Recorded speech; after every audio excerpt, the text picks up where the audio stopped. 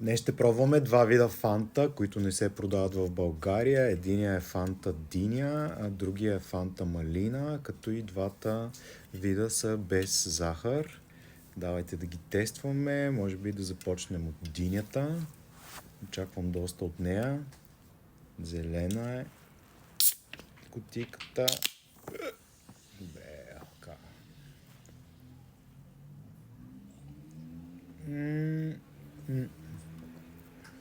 Често казано не е нищо особено. Едва се усеща вкус на диня. Не бих я пробвал втори път. Дайте сега с малината.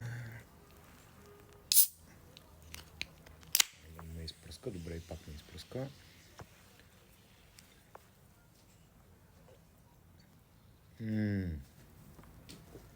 Малината обаче е жестока.